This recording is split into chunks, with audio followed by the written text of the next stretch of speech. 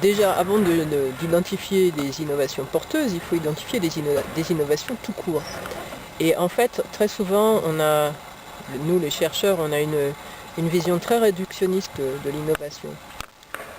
On ne voit que ce qui est sous nos yeux, aujourd'hui, maintenant, et donc on identifie uniquement les innovations qui sont de façon très évidente aujourd'hui des innovations, en général qui sont donc conduites par des opérateurs d'une certaine taille et qui sont en train d'utiliser des technologies innovantes.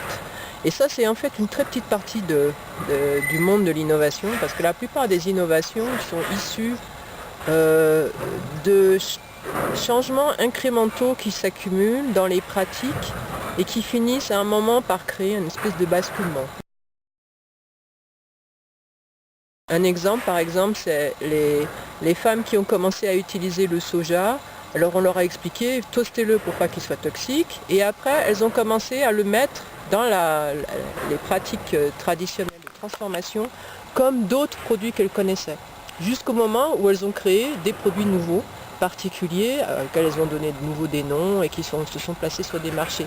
Alors si vous arrivez à un temps T et vous regardez ça, vous ne voyez rien. Pour vous, ce qu'elles sont en train de faire d'abord, c'est toujours ce qu'elles ont toujours fait. Vous ne voyez pas de changement technologique évident.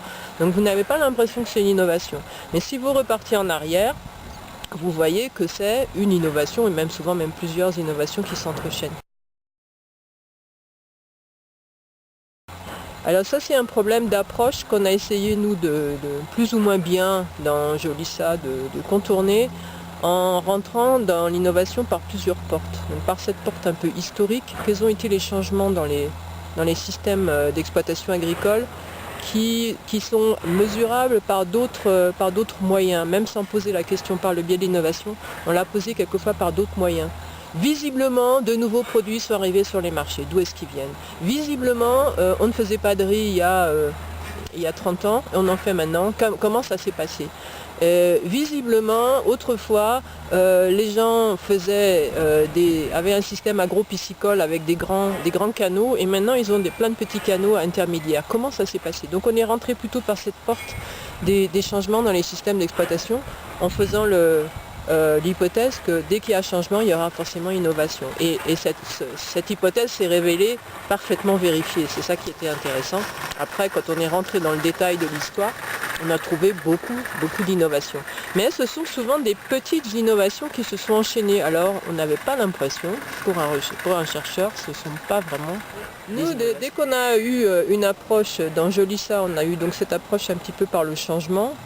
Et dans les études de cas, une fois qu'on avait sélectionné quelques cas dont on savait ils avaient dépassé le stade de l'expérimentation en station, donc ces innovations totalement orchestrées, encore complètement sous le contrôle des chercheurs. Donc celles-là, on les a éliminées presque d'office, je dirais.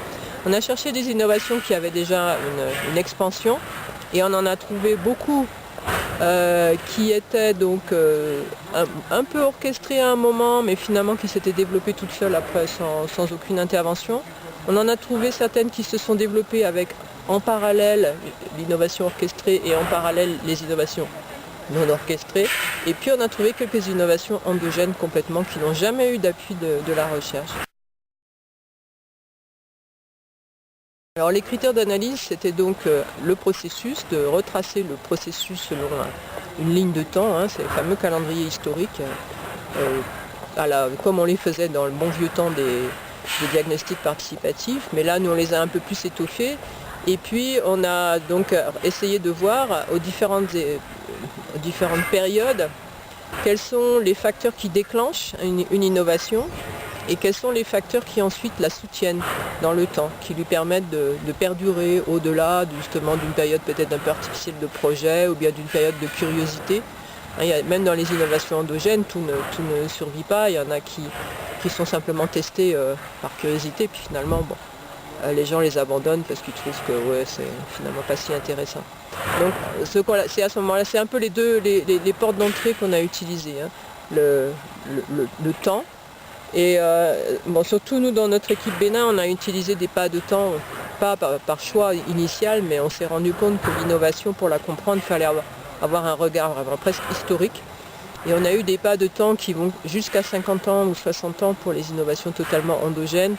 Et pour les innovations qui ont été à un moment induites par la recherche ou par des projets de développement, ça va jusqu'à 20-30 ans. C'est assez normal en fait pour avoir une histoire d'innovation avec plusieurs itérations de nouveautés technologiques, développement organisationnel qui permet à cette innovation technologique d'être faisable, d'accéder à des marchés. Quelquefois, rarement, des changements institutionnels qui permettent donc de soutenir tous ces processus. Et puis, dès que le marché aussi s'est développé, alors il y a de nouveau un besoin de nouvelles technologies et on a une espèce d'itération en spirale qui s'élargit de plus en plus, une innovation appelant l'autre.